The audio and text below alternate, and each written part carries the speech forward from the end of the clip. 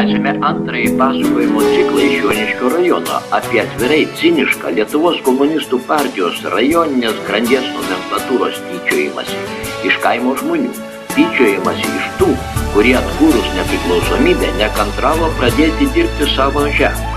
Ar supras ir suvok šiandieninis žiūrovas, kad tuo metu buvusi ir nepražuvusi partinė nomenklatūra darė viską, kad Lietuva neatsigautų, iškentusi sovietinės okupacijos praktiką.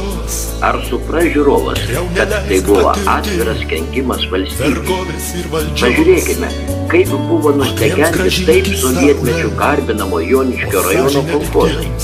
Kaip vienas geriausių Lietuvos žemių buvo specialiai paliktus dirvonuoti, apaugo piktžolėmis, kad Lietuva patektų. O melžiamų karvių fermose siautėjo ir žmonėms pavojinga galvijų liga leukozė, kurių pienu buvo girdomi vaikai.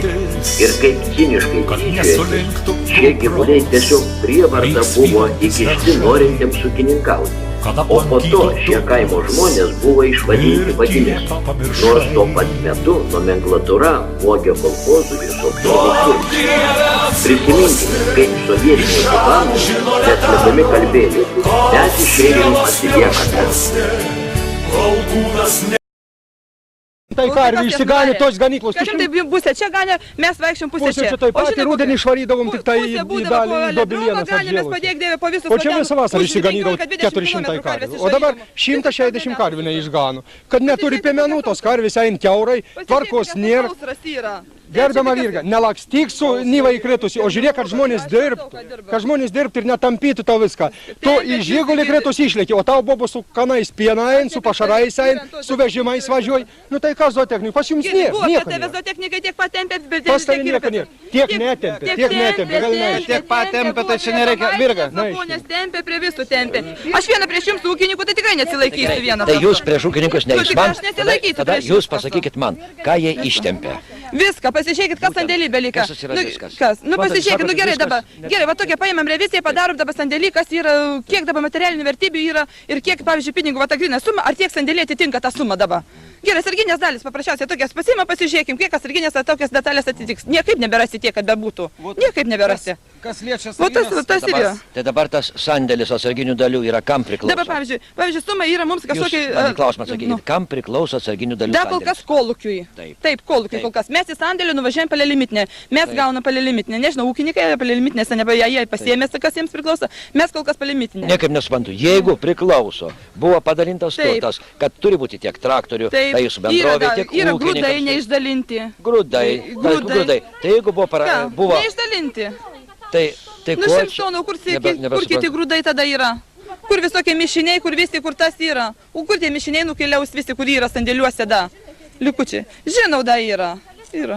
Nu tai kas už elektrą, o kas pasimokėja? Jūs šnekate, kad taip, kad jūs negausite, nors dar nežinot, ar jūs gausite ar negausite. Jūs tvirtinat, kad ne. Nes, pavyzdžiui, sandėliuose, nu tai pavyzdžiui, toks buvo toks, sakyta, kad kaltinimas yra didelis. Žinau, kad toks kaltinimas didelis, pavyzdžiui, atsarginių dalių sandėlį tiek pasižiūrėjęs, tikrai nerasi tiek tokias sumas, kokias yra tos atsarginių dalių sandėliuose. Tokie pykčiai, nesutarimai ir kaltinimai tarp likusių bendrovėje ir šį pavasarį pradėjusių ūkininkauti ne viena ir ne 2 savaitės tęsiasi. Blogiausia, kad ūkininkai kaltinami viskuo, nemastant, kiek tiesos pasakytuose žodžiuose. Ir pyktis per kraštus liejasi. Pats didžiausias kaltinimas – ūkininkai apvogė bendrovės. Geriausi traktoriai, sėjamosios, kombainai pas juos. Geriausi gyvuliai taip pat jiems atiteko, kuriuos jie nieko nelaukdami pardavė mėsai. Melžiamų tvarte palaukin stovėję. Verkiau su ašarom, kam aš ją gavau, kam gavau nemelžiamą karvę. Ir aš ją noriu, kad dar 2 metus laikė ją nemelžtą melžiamoj bandoj. Norėjau, kad aš dar nemelžčiau. Beveik metus visas furgoną mes negavom. Aš norėjau ką pieną gauti. Mes įsitraukėm palei numerius, tos dalyčius buvo palei numerius surašytus, įsitraukėm į tos karvės, o jeigu 500 svertę lyčiai dar reikia ją atsėglyti, tai čia negaspadorius. Gavome tokią karvę, kad jį užrašyta dokumentuose, reiškia ginekologinėse tose apskaitoje, kad jinai veršiuosis, reiškia birželio mėnesį tą karvę. Ta karvė man labai namuose tokia vieną dieną melžiu, kitą dieną melžiu, pieną duoda litrą, galbūt ir labai man nepatinka, tokia kaip sirgtų, kaip ką. Aš pasikviečiau veterinorių. Reiškia, tada mūsų jau tas veterinarijos gydytojas buvo sesijoje, jisai mokosi akademijoje, pasikviečiau iš apylinkės Gaščiūnų.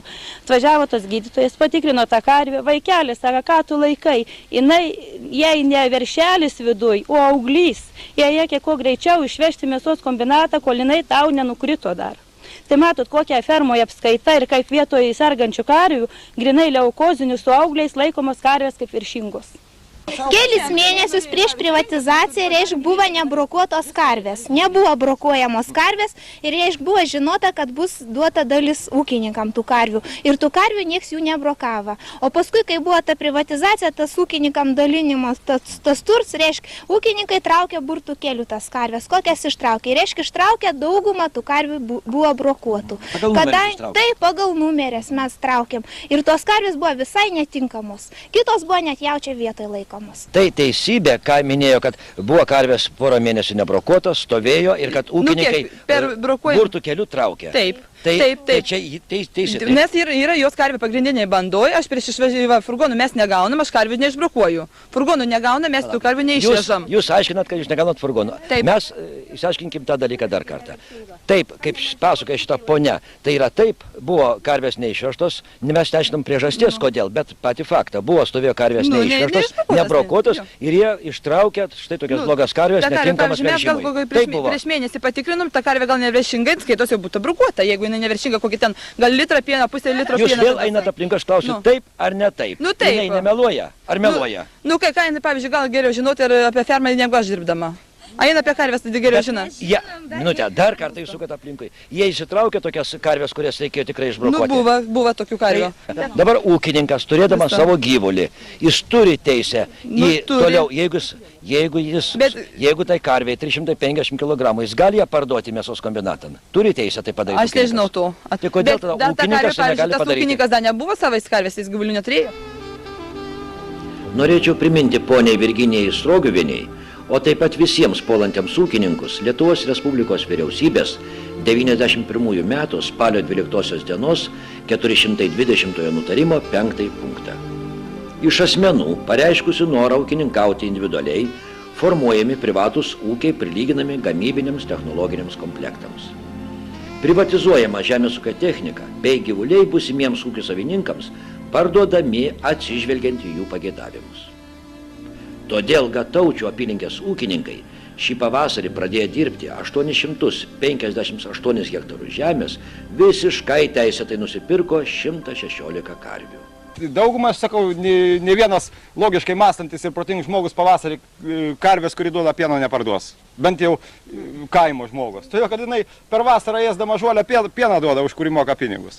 O blogos jis nelaikys? O blogos jis nelaikys, todėl, kad kam šerti karvę, kuri neduoda pieno, jeigu toje vietoje galima šerti karvę, kuri duoda pieno. Tikrai pardavė ūkininkai buvusias kolūkinės karvės ir telyčias, nes patikrinus jų sveikatą buvo nustatyta. Iš 116 pirktų tik 31 buvo sveika, o 69 sirgo leukozė. Todėl 30 sergančių nuo šios ligos išlėsėjusių arba geriau įmitusių ir pardavė mėsai. O kad nekiltų ginčų dėl prigrobto turto, pateiksiu tokius skaičius. Pavyzdžiui, Jaučiūnų bendrovė, kuriai vadovauja Virginija Strogiuvienė, nuomoja 572 hektarų žemės ir iš buvusio kolūkio pirko 627 karvės, telyčias ir buliukus.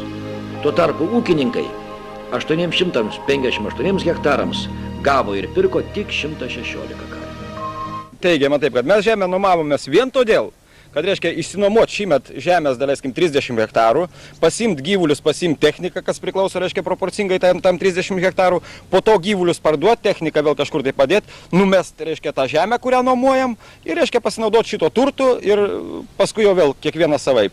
Nors tai pažiūrėjus, kaip, reiškia, yra, kiek aš žinau, ne vienas, kiek, reiškia, to nuomininkų, kiek buvo, ne vieno nėra tokio, kuris šįmet nesėtų žeminių ir nesiruoštų, reiškia, kitiem metam vėl ūkininkauti, kadangi dabar apylinkė nebenuomoja žemės. Tai, kad ir mes, pavyzdžiui, ieškom žmonių, kurie turėjo čia žemę, bet dabar čia negyvena arba yra senesnio amžiaus, kurie nesugeba, negali dirbti, reiškia, to žemės. Mes einam pas to žmonės, tarėme su jais, kokiom tai sąlygom, pas reiškia, vienom sąlygom, pas kitus kitom sąlygom ir ieškom, reiškia, žemės tam, kad mes galėtumėm dirbti.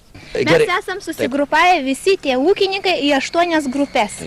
reiškia, pagal žemės plotus, kad būtų patogiau dirbti. Pagal žemės vietą, reiškia, pagal techniką mes vienas kitam, reiškia, dalinamės, padedam ir visi dirbam pagal grupės. Šį rudenį jūs kaip Šį rudenį mes nebenuomoja.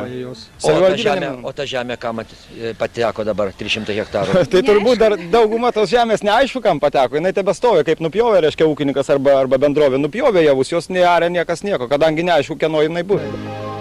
Karčiai teisybę pasakė ūkininkai.